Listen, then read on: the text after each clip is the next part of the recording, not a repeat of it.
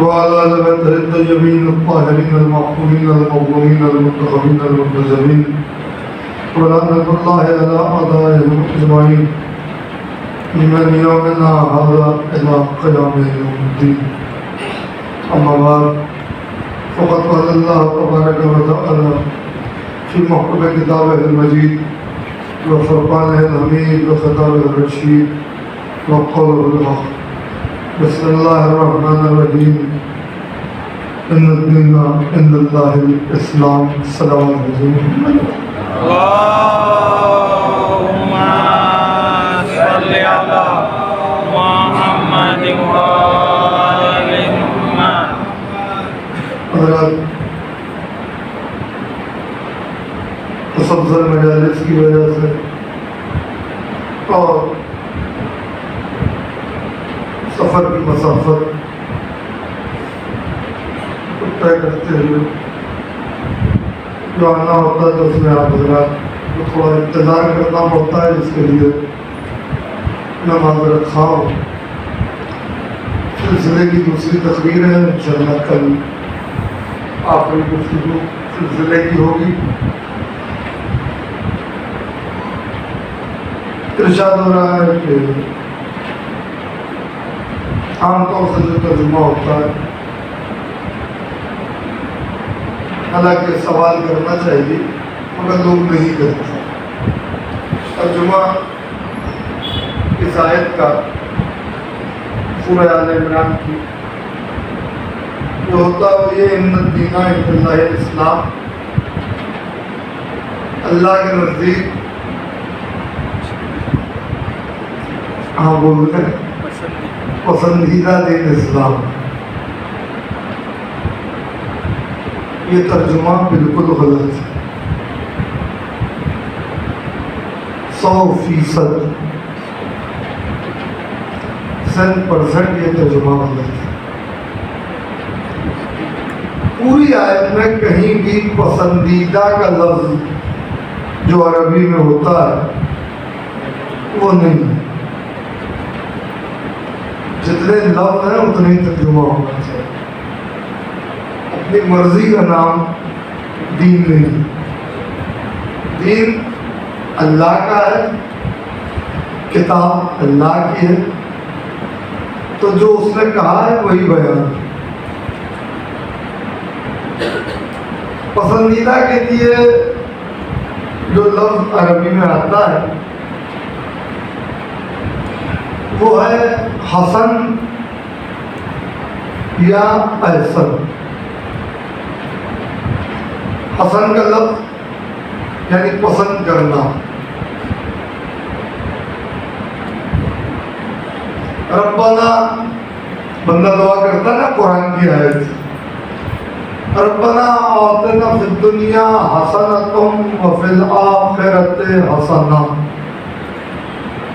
وقنا عذاب النار. یہ ایک دعا ایسی ہے کہ بندہ کوئی دعا نہ کرے، صرف قنوت میں یہی دعا کر دے تو اس سے اچھی کوئی دعا نہیں.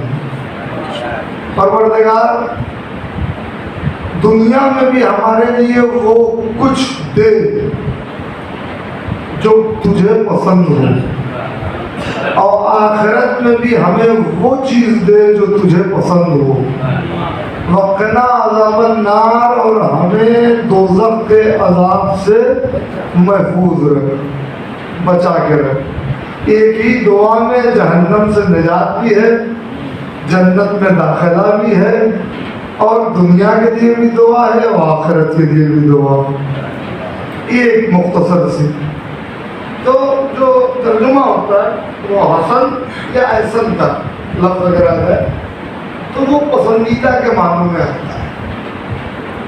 یہاں جو ترجمہ ہے وہ یہ ہے، ان الدین،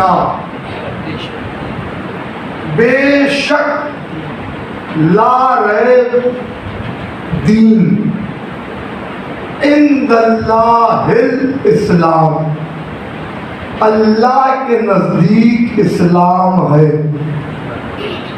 یعنی اللہ کے نزدیک پسندیدہ نہیں، دین ہی اسلام ہوتا ہے. اس کے علاوہ کوئی دین ہی نہیں. اب آپ کہیں کہ صاحب اور بھی ادیان ہیں. جہاں ہم رہ رہے ہیں پالی تانا میں یہ جینیوں کا تیرتھ استھل ہے، وہ بھی اپنے دین کی بات کرتے ہیں.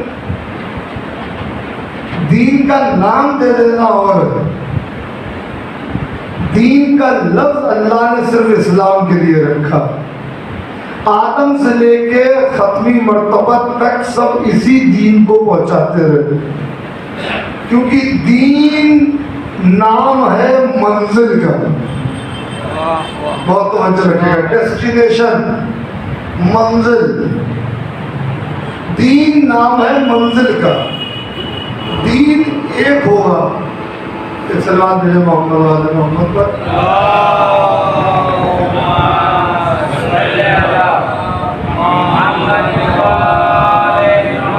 اور بدل ترین سلوات بھیجتے محمد والے محمد.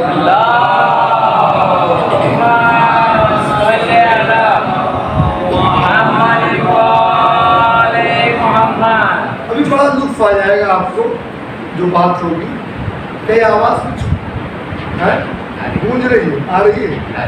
ایک سلوات اور بھیجے محمد والے.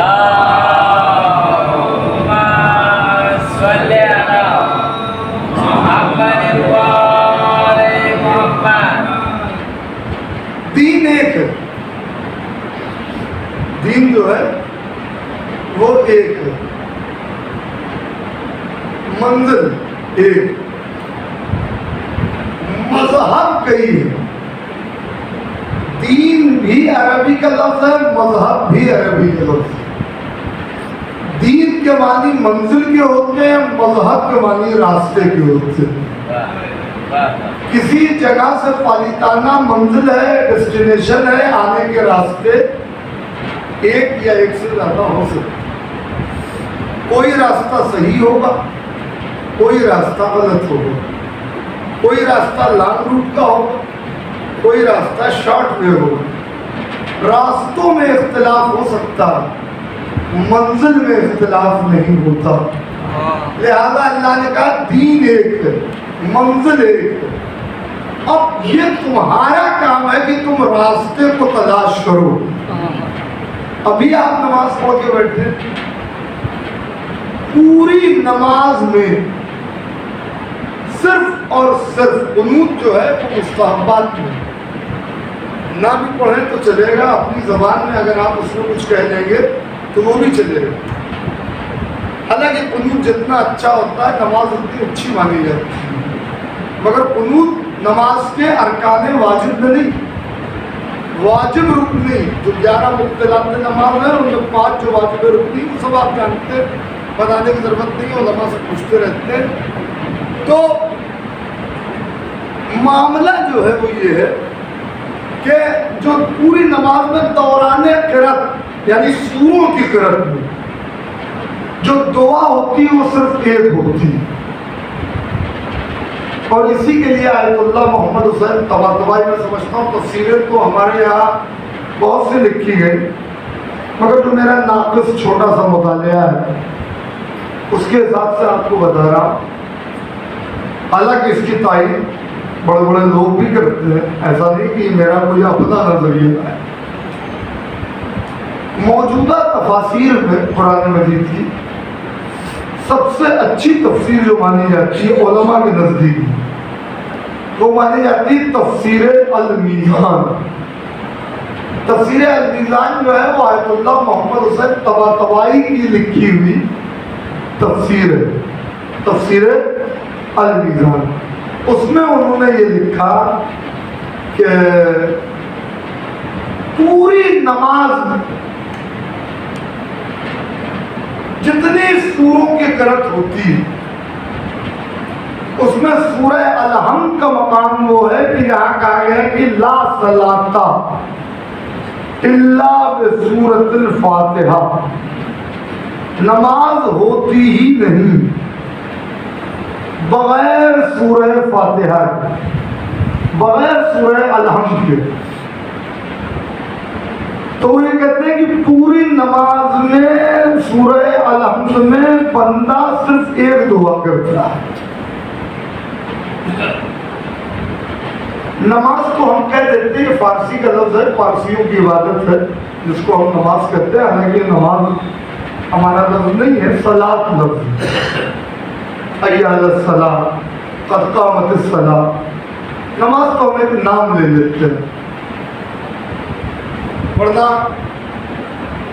نماز کوئی عربی کا لفظ نہیں، وہ فارسی کا لفظ ہے، اور پارسیوں کی کبھی کسی زمانے میں عبادت ہوتی تھی، اس سے بھی وہ نماز کہتے تھے۔ خیر وہ وہاں سے ایک مقدس نام و اچھا نام لگتا ہے تو وہ زبان کو آئے، مگر ہے وہ صلاۃ۔ صلاۃ کے معنی ہی دعا کی، اور پوری نماز میں صرف اور صرف قنوت کی میں بات نہیں کرتا، واجبات نماز میں دوران قرات آیت اللہ محمد حسین طباطبائی کہتے ہیں کہ صرف ایک دعا بندہ کرتا ہے، صرف ایک دعا، اور دعا کیا کرتا ہے؟ اہدنا الصراط المستقیم، پروردگار ہم کو صراط مستقیم پر۔ اب ترجمہ بدلا، ترجمہ بدل گیا۔ کچھ لوگ وہ ہیں کہ جو کہتے ہیں دکھا دے، ہم یہ کہتے ہیں کہ ہمیں قائم رکھ۔ دیکھیے جب دعا پوری ہو جاتی ہے تو کہا جاتا ہے الحمدللہ، اور جب دعا پوری نہیں ہوتی تو کہا جاتا ہے آمین۔ کسی کے اولاد نہ ہو اور کہا جائے ان کو اللہ اولاد دے تو کہا جائے گا آمین، ایسا ہی ہو۔ اب یہ آپ جا کے مسجدوں میں دیکھ لیجئے کہ کہاں دعا پوری ہو گئی اور کہاں دعا پوری نہیں ہوئی۔ جہاں سورہ الحمد کے بعد الحمدللہ رب العالمین کہے وہاں دعا پوری ہو چکی ہے، اور جہاں آمین کہا جا رہا ہے ابھی تک کہ دعا پوری نہیں ہوئی ہے، یعنی وہاں ابھی تک کہ صراط مستقیم دیکھا ہی نہیں گیا، دیکھا ہی نہیں گیا۔ وہ کہتے ہیں کہ پوری نماز میں یہ دعا ہے صراط مستقیم کی، اور اس کے لیے آگے وضاحت ہے، یعنی راستے والی بات آ گئی کہ منزل ہے دین، راستہ ہے صراط مستقیم۔ بہت توجہ، راستہ یعنی بندہ دعا کرتا ہے راستے کی کہ ہمیں اس راستے کو قائم رکھ۔ اس راستے کو عربی میں طریق بھی کہتے ہیں، صراط بھی کہتے ہیں۔ آگے وضاحت کی یہ راستہ ہے کس کا؟ صراط الذین انعمت علیہم، یہ راستہ ان کا ہے جن پر تو نے اپنی نعمتیں نازل کی۔ اب میرا جملہ نہیں ہے، آیت اللہ محمد حسین طباطبائی کہتے ہیں کہ اگر نماز پڑھنے کے بعد صاحبان نعمت کی معرفت میں اضافہ ہو رہا ہے تو سمجھ لو نماز قبول ہو رہی ہے، ورنہ منہ پہ مار دی جا رہی ہے۔ سلام ہے محمد و آل محمد۔ اللہم صلی علی محمد و آل محمد۔ اس کا مطلب یہ کہ اگر آپ نے نماز پڑھی اور صاحبان نعمت کو نہ پہچانا تو بیکار ہے نماز پڑھنا۔ یہ کوئی اللہ کے رکوع و سجدے کا محتاج نہیں ہے، بیکار کی بات ہے۔ نماز پڑھ رہے ہیں اور صاحبان نعمت کو نہیں پہچانا، دعا کر رہے ہیں مگر صاحبان نعمت کا عرفان حاصل نہیں ہو رہا ہے۔ یہ مجلس میں کیوں فضائل اہل بیت پڑھے جاتے ہیں بار بار؟ تاکہ صاحبان نعمت کی معرفت میں اضافہ ہوتا رہے، صاحبان نعمت کو پہچان لیا جائے۔ اگر صاحبان نعمت کو نہیں پہچانا تو پھر سب بیکار ہو جائے گا۔ کون ہے یہ صاحبان نعمت؟ میں ادھر ادھر نہیں جاتا، صرف آپ کو شہزادی کے خطبہ فدق کا پہلا جملہ سنا رہا ہوں۔ دربار خلافت ہے اور شہزادی دربار خلافت میں اپنے حق کے مطالبے کے لیے نہیں گئی ہے بلکہ حق سنانے گئی ہے۔ مجھے کوئی آپ کو محسوس نہیں کیا؟ حق سنانے گئی ہے، حق کے مطالبے کے لیے نہیں گئی ہے، حق سنانے کے۔ میں بزرگوں سے خطاب کر رہا ہوں، میری مجلس کے معیار کو سمجھتے ہوئے آپ کو سمجھنا ہے جو میں کہنے جا رہا ہوں۔ یہ نوجوان نسل ہے، یہ آپ ہی سے سب کچھ سیکھتی ہے۔ عزیزان گرامی پوری توجہ رکھیے گا، صاحبان نعمت کو پہچانوانے گئی تھی اپنا حق، کیا اس سے حق مانگے گی شہزادی جن کا باغ جنت ہو، جو خاتون جنت ہو، جن کے بیٹے سردار جوانان جنت ہو؟ ایک بات کا مطالبہ کرنے جائے گی، حق سنانے کے لیے گئی تھی، اس میں میں پہلا جملہ ہی یہی بولا کہ الحمدللہ علی ما انعم، ساری تعریفیں اس اللہ کے لیے ہے جس نے ہمیں صاحب نعمت بنایا، سبحان اللہ سبحان اللہ، جس نے ہمیں صاحب نعمت بنایا. یعنی شہزادی نے بتا دیا تو جہاں بیٹھا ہے وہ حکومت ہے، ہم جہاں کھڑے ہیں وہ نعمت ہے. سبحان اللہ. نعمت اور حکومت میں فرق، نعمت اور حکومت میں فرق. بہت توجہ رکھیے گا. گفتگو اپنے اختتامی مراحل کی طرف آ رہی ہے. کہنے کا مطلب یہ ہے کہ صاحبان نعمت کا پہچاننا بہت ضروری ہے. اب یہ کچھ گاڑی باتیں ہو گئی، آپ کے ذہن کو بوجھل ہو رہا ہوگا. مولانا عربی سمجھانے میں لگ گئے، یہی بتا رہے ہیں، کچھ آگے بھی بڑھیے. چلیے اب ہم تھوڑا آگے چلتے ہیں. میں نے کہا پسندیدہ کا لفظ آیت میں نہیں ہے، نہیں ہے، مگر اللہ نے دین کو پسند کیا. واہ واہ واہ واہ واہ. کہا آپ کو ایسا خطیب ملے گا کیا جو اپنی بات کو منوا بھی لے، کنونس بھی آپ کو کرا رہا اور پھر کاٹ بھی رہا ہوں اپنی بات. آگے میں کاٹ بھی رہا ہوں. یہ نہیں کہ ترجمہ صحیح ہوا تھا، نہیں ترجمہ غلط ہے، وہ پسندیدہ. مگر ایسا نہیں کہ اللہ نے دین اسلام کو پسند نہیں کیا. بس دیکھنے کی ضرورت ہے کہ پسند کیا کہاں پہ. دین تو اللہ کے نزدیک اسلام ہے. سبحان اللہ سبحان اللہ. کیا یار سمجھ میں نہیں آیا کیا آپ کو؟ آیا تو بولنا ہے نا. دین تو اسلام ہے اللہ کے نظر میں. آدم سے لے کے عیسیٰ تک وہی ایک دین ہے. سب اس کے مبلغ ہیں، سب اس کے پھیلانے والے ہیں. مگر پسند کب کیا اللہ نے اس دین کو؟ واہ واہ واہ واہ سبحان اللہ. کب پسند کر لیا اللہ نے اس دین کو؟ آدم بھی وہی دین لے کے آئے، پسند کی سند نہیں ملی. نوح آئے، پسند کی سند نہیں ملی. ابراہیم آئے، پسند کی سند نہیں ملی. موسیٰ آئے، پسند کی سند نہیں ملی. عیسیٰ آئے، پسند کی سند نہیں ملی. مگر ملی کب پسند کی سند؟ ہم نے دیکھا ایک میدان تھا، اس میدان میں نبی رکے، خدا کا حکم ہوا، آئے بلغ نازل ہوئی، نبی نے پالان کا منبر بنوایا. اس کے بعد 1.25 لاکھ حاجیوں کے درمیان نبی نے علی کو اپنے ہاتھوں میں بلند کیا اور کہا من کنت مولا فہذا علی المولا. جس کا میں مولا اس کا یہ علی مولا. اب قرآن دیکھیے، جبریل پھر آیت لے کے آ گئے، الیوم اکملت لکم دینکم. آج کے دن اللہ نے دین مکمل کر دیا. خالی اتنی بات ہوتی تو صبر حیدر پڑھتا نا، واتممت علیکم نعمتی، اور ہم نے نعمتوں کو تمام کر دیا. آگے جملہ لکھا ہوا ورضیت لکم الاسلام دینا، اور آج اللہ نے اسلام کو تمہارے لیے، لکم تمہارے لیے پسند کر لیا، پسند کر لیا. کہ جب تک لا الہ الا اللہ تھا دین تھا، مگر اللہ نے پسند نہیں کیا. محمد رسول اللہ تھا دین تھا، مگر اللہ نے پسند نہیں کیا. مگر جیسے ہی علی ولی اللہ آیا، اللہ نے کہا ہم نے دین پسند کر لیا. اس کا مطلب یہ ہے کہ جب تک علی کی ولایت اسلام میں نہیں آتی، اللہ اپنے دین سے راضی نہیں ہوتا، تو پھر کسی مسلمان سے کیسے راضی ہو جائے گا؟ ایک سلوات بھیجے محمد والے محمد پر.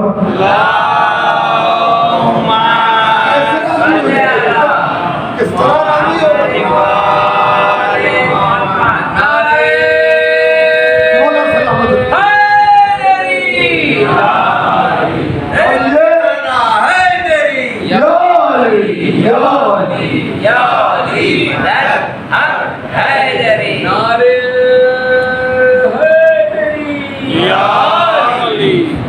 تو اللہ دین سے کب راضی ہوا؟ جب لفظ مولا علی سے وابستہ ہو گیا. یار میں کیا کروں، میری اپنی مجبوری ہے. مولا اللہ نے اپنے آپ کو بھی کہا ہے. حسبنا اللہ و نعم الوکیل، نعم المولا و نعم النصیر۔ اللہ نے اپنے آپ کو بھی مولا کہا، علی کو بھی مولا کہا۔ ایک ولایت ہے جو اللہ نے اپنے لیے بھی رکھی، نبی کے لیے بھی رکھی، علی کے لیے بھی رکھی۔ قرآن کی روشنی میں ولی صرف 3 ہیں، بے شک ولی مطلق۔ قرآن کی روشنی میں، قرآن کی روشنی میں ولی صرف 3 ہیں۔ ولی مطلق جنہیں کہا جاتا، جن کے پاس اللہ والی ولایت ہے۔ انما کلمہ حصر ہے، باؤنڈری کھینچی گئی ہے کہ اس میں کوئی نہیں آ سکتا۔ جیسے چادر تطہیر میں انما ہے، واہ واہ سبحان اللہ سبحان چادر تطہیر میں کوئی نہیں آ سکتا۔ انما یرید اللہ سوائے پنجتن کی کوئی آ پایا؟ ام سلمہ نہیں آئی، انتے الخیر کی سند ملی مگر چادر میں داخل نہیں ہونے دیا۔ تو جب وہاں چادر میں نہیں آ پائے، انما لگا ہوا ہے، تو پھر یہاں بھی انما ہے۔ اس ولایت میں بھی سب نہیں آ پائیں گے۔ اس ولایت میں آنے کے لیے جو کوالیفیکیشن چاہیے وہ اللہ نے آگے بیان کی۔ انما ولیکم اللہ ورسولہ، بس اور بس، فقط اور فقط، صرف اور صرف تمہارا ولی اللہ ہے، اس کا رسول ہے، اور وہ ہے جو نماز کو قائم کرتا ہے اور زکوٰۃ دیتا ہے جب وہ حالت رکوع میں ہوتا ہے۔ سمجھ رہے؟ اس ولایت میں کوئی شریک نہیں ہو سکتا۔ یہ اللہ والی ولایت ہے، کنٹرولنگ اتھارٹی۔ وہاں اللہ نے کوئی امتیاز بھی نہیں رکھا۔ کبھی موقع ملا تو اس پر تبصرہ کریں گے۔ ابھی آپ اتنا سن لیں کہ لوگ کہتے ہیں کہ ہم نے علی کو مولا بنا دیا، ہم نے بنایا۔ اس مجلس کے تقدس کی قسم، ہم نے علی کو مولا نہیں بنایا۔ منبر کی عظمت کی قسم، ہم نے علی کو مولا نہیں بنایا۔ علم کی ہیبت کی قسم، ہم نے علی کو مولا نہیں بنایا۔ فرش عزا کی حرمت کی قسم، ہم نے علی کو مولا نہیں بنایا۔ توریت کی قسم، ہم نے علی کو مولا نہیں بنایا۔ زبور کی قسم، ہم نے علی کو مولا نہیں بنایا۔ انجیل کی قسم، ہم نے علی کو مولا نہیں بنایا۔ قرآن کی قسم، ہم نے علی کو مولا نہیں بنایا۔ انبیاء کی قسم، ہم نے علی کو مولا نہیں بنایا۔ صدیقین کی قسم، ہم نے علی کو مولا نہیں بنایا۔ مرسلین کی قسم، ہم نے علی کو مولا نہیں بنایا۔ شاہدین کی قسم، ہم نے علی کو مولا نہیں بنایا۔ انبیاء کی قسم، ہم نے علی کو مولا نہیں بنایا۔ ائمہ کی قسم، ہم نے علی کو مولا نہیں بنایا۔ معصومین کی قسم، ہم نے علی کو مولا نہیں بنایا۔ علی کو مولا اللہ نے بنایا ہے، نبی نے بتایا ہے، ہم نے اپنایا ہے۔ ایک صلوات بھیج دے محمد و آل محمد۔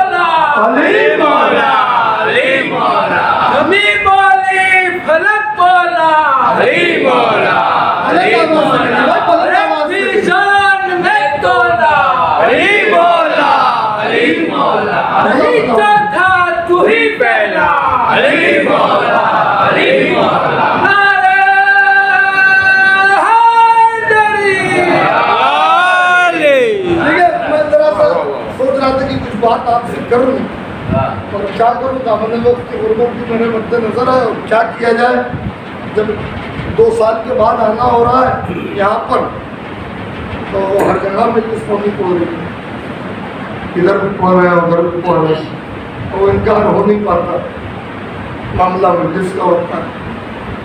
دیکھیے یہ ہے ولایت امیر المومنین، ولایت امیر المومنین۔ کچھ خصوصیت مولا کائنات کی ایسی ہے جس میں کسی امام نے اپنے آپ کو شامل کرنا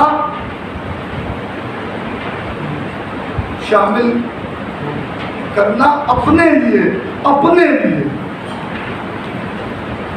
احتیاط کی منزل میں رکھا۔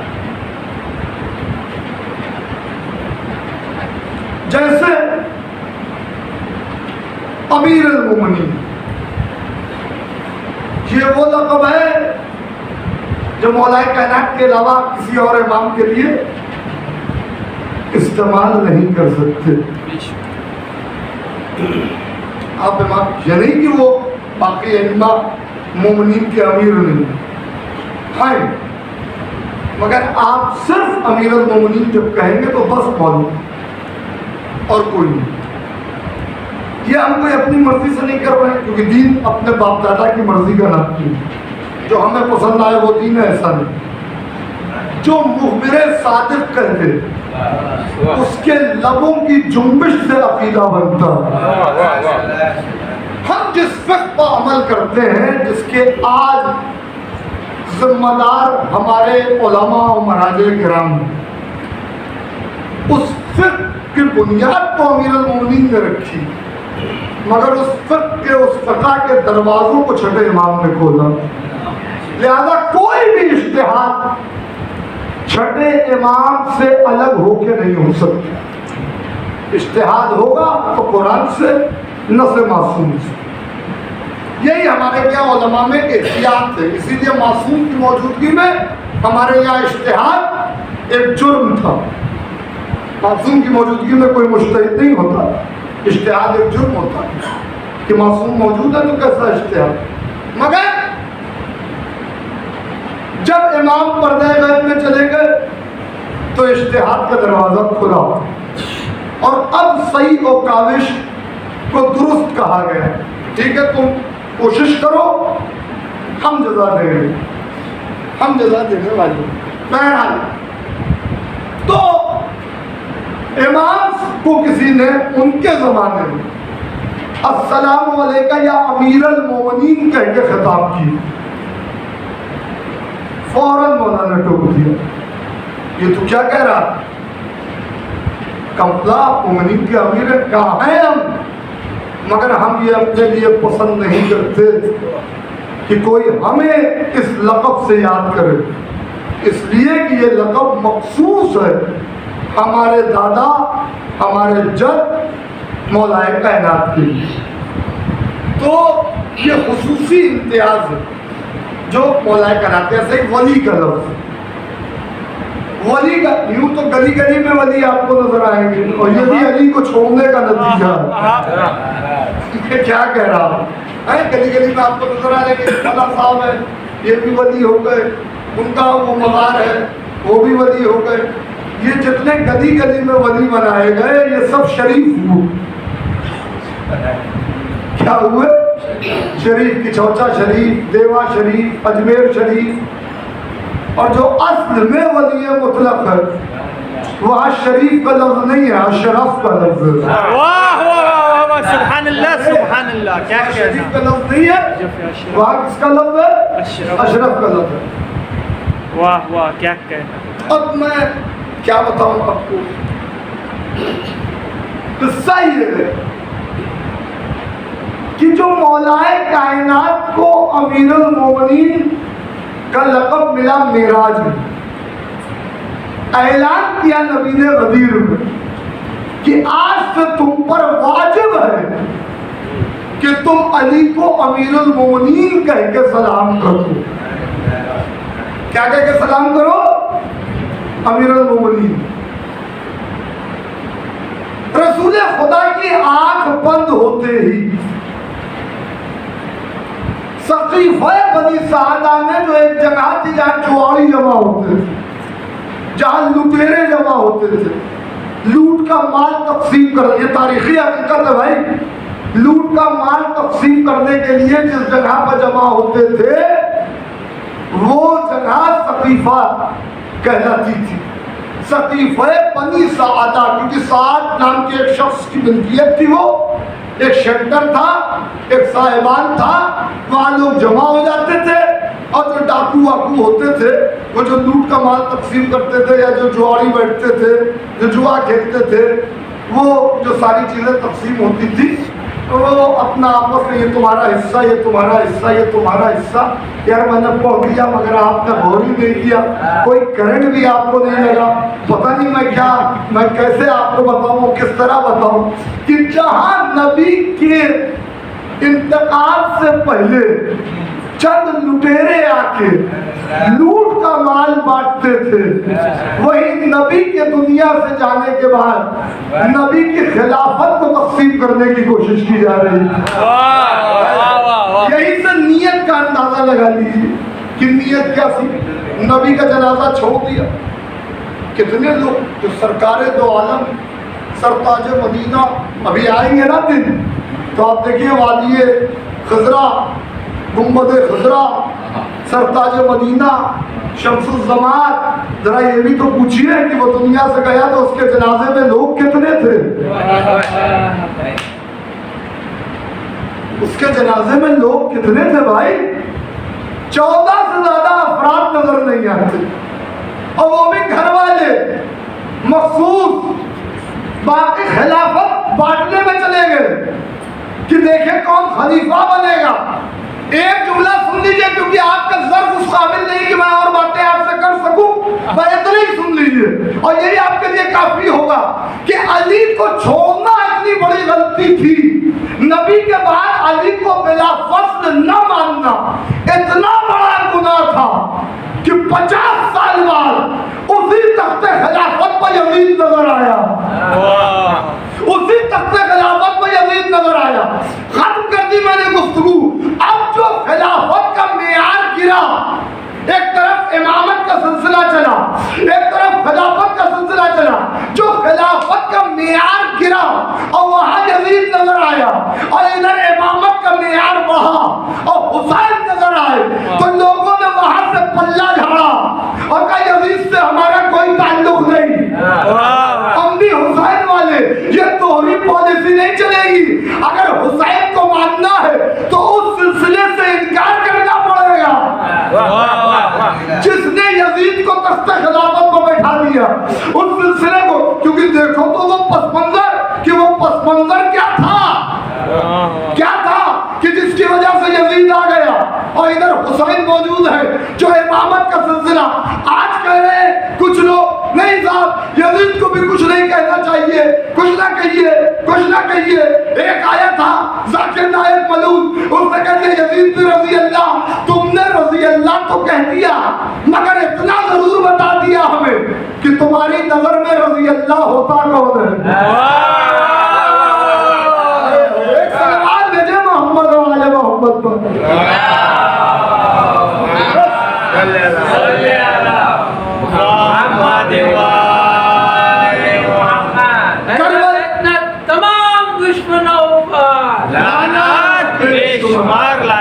करबला वालों ने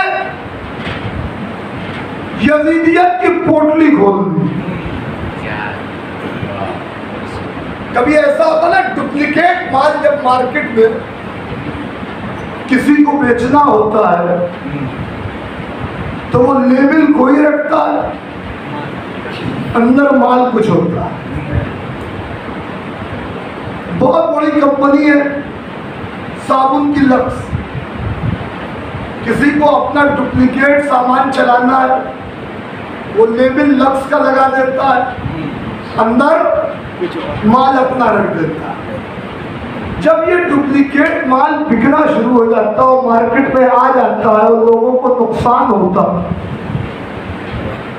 जब तक नहीं होता, चल रही होती है तो किसी को समझ में नहीं आता। मगर जब वही साबुन रिएक्शन करने लगा और हमें डर्माटोलॉजिस्ट के पास जाना पड़ा, स्किन स्पेशलिस्ट को दिखाना पड़ा, उसने कहा साबुन कौन सा इस्तेमाल करते हैं? हमने कहा साहब लक्स इस्तेमाल करते हैं। साबुन क्या इस्तेमाल करते हैं? का लक्स। नहीं साहब कुछ गड़बड़, साबुन चेक करवाई। अब जो साबुन चेक हुआ तो धांधली पकड़ी गई कि ये कुछ और लोग थे जो साबुन के लेबल में माल दूसरा बेचते थे। फिर एक्शन दिया गया। जब एक्शन दिया गया तब वो लोग सामने आए, पकड़े गए। जब कंप्लेन हुई तो पता चला एक आदमी नहीं था, पूरा एक ऑर्गेनाइजेशन था ایک संस्था تھی کہ جو یہ کام کروا رہی تھی. تو جب نقصان پہنچا تو کمپلین ہوئی اور پتا چلا, وہ بھی پتا جب چلا جب کسی حق پسند نے آواز اٹھائی. علی کو چھوڑا, آئے علی کے پاس تو وہ بھی 4 سال مولا کی حکومت برداشت نہیں کر سکا. مولا نے پہلے ہی کہہ دیا, پھر سلسلہ بگاڑ دیا. اور کیا ہو گیا, یزید آ گیا مسند خلافت پر شرابی, جواری, رشتوں کا احترام نہ کرنے والا, ساری برائیاں ساری خصلتیں اس میں پائی جاتی تھی, سب کچھ تھا وہ. اب نقصان پتہ کب چلا, جب اس نے اپنی حرکتیں دکھانا شروع کی. مگر بولے کون, لیبل تو خلافت کا لگا ہے, لیبل خلافت کا لگا ہے. جب حسین نے انکار کیا کہ مجھ جیسا اس جیسے کی بیعت نہیں کر سکتا, تو اب جو لیبل کھلا تو چور پکڑے گئے. اور میں کیا کہہ رہا ہوں, یہ خالی یزیدی نہیں پکڑا گیا, سب پکڑے گئے کہ کس نے راستہ ہموار کیا تھا یزید کے لیے. اسی لیے سارے سلسلے پہ لعنت ہوتی ہے. اسی لیے معصوم نے فرمایا ہے کہ اس وقت تک مصلی نہ چھوڑا کرو نماز کا جب تک بنی امیہ پہ لعنت نہ کر لیا کرو. ایک صلوات بھیجے محمد و آل محمد پر.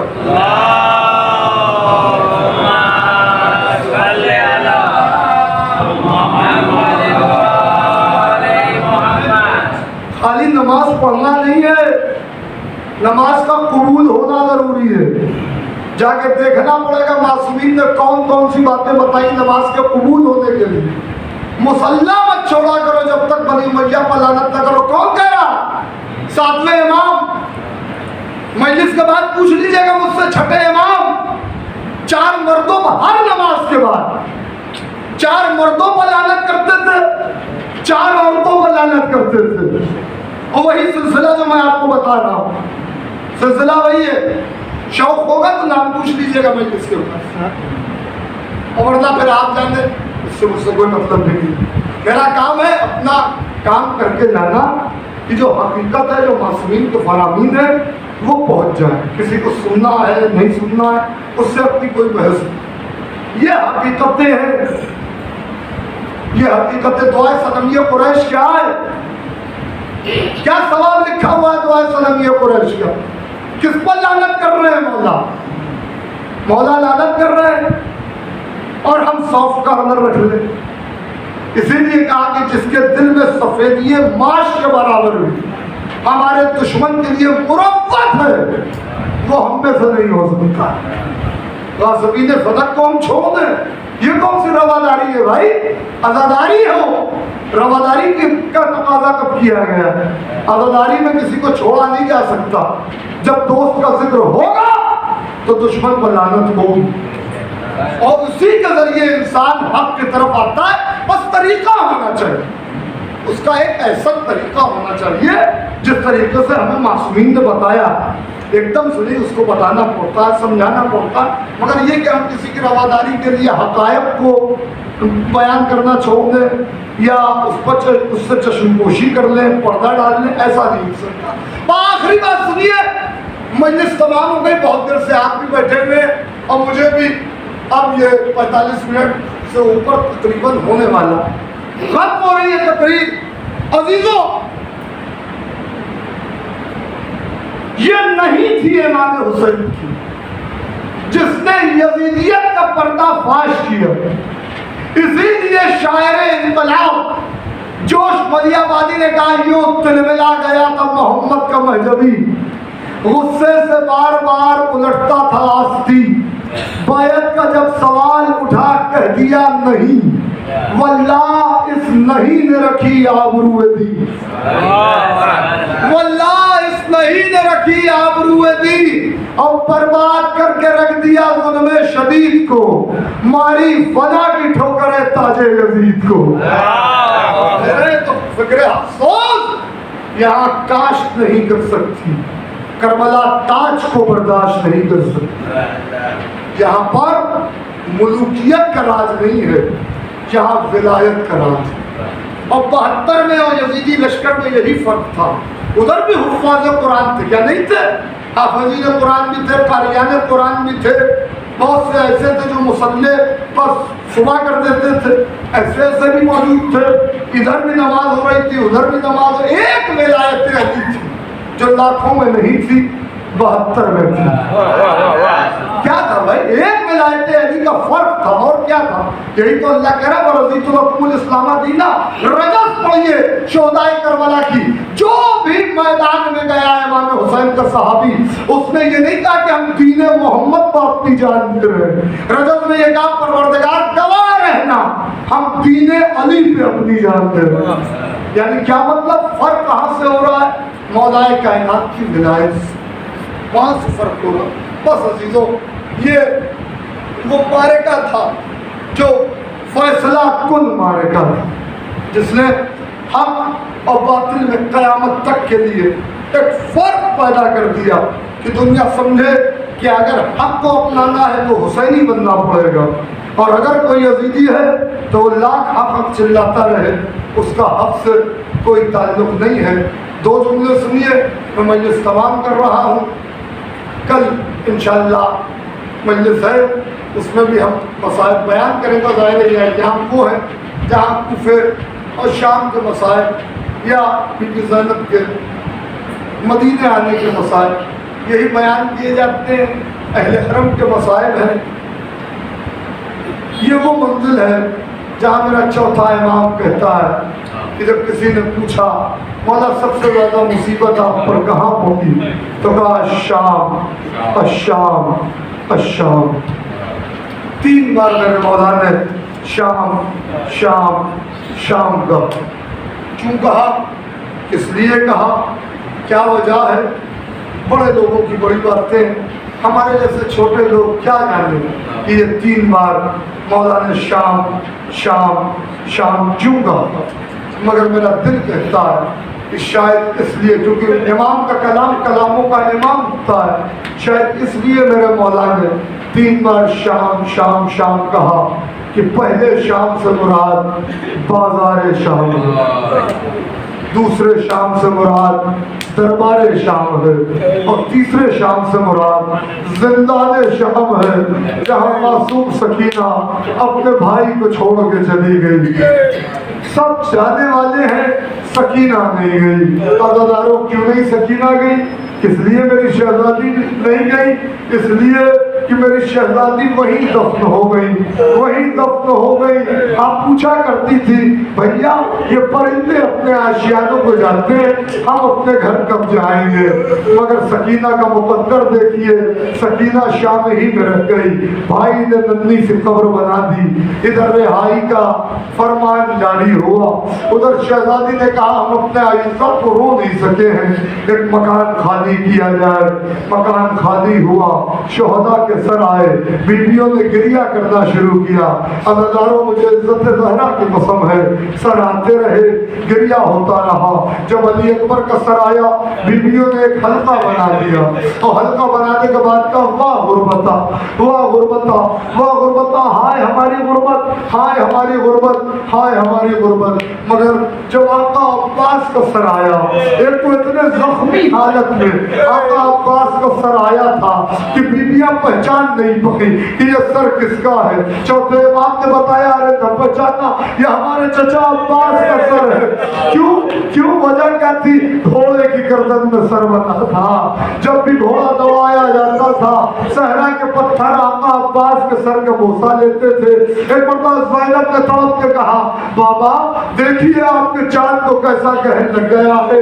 بیویوں نے ایک حلقہ بنا لیا، ام رباب، رقیہ، ام لیلہ، ام کلثوم، شہزادی زینب سلام اللہ علیہا، بی بی فضہ، سب نے ایک حلقہ بنا لیا۔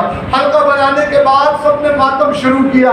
علی اکبر کا سر تھا تو کہا تھا واہ غربتا، مگر جب عباس کا سر آیا تو کہا واہ حجابا، ہائے ہمارا پردہ۔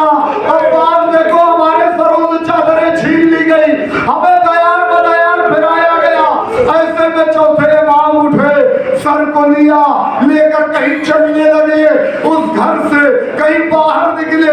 ایک مرتبہ بی بی زینب نے دیکھا کہ کلثوم ذرا میرے ساتھ چلو، میرے بیٹے کی حالت متغیر ہو رہی ہے۔ اب جا کے دیکھا دونوں بیویوں نے ایک تاریک جگہ پر پہنچے جہاں روشنی نہیں تھی، ایک ننھی سی قبر پر عباس کا سر رکھ لیا۔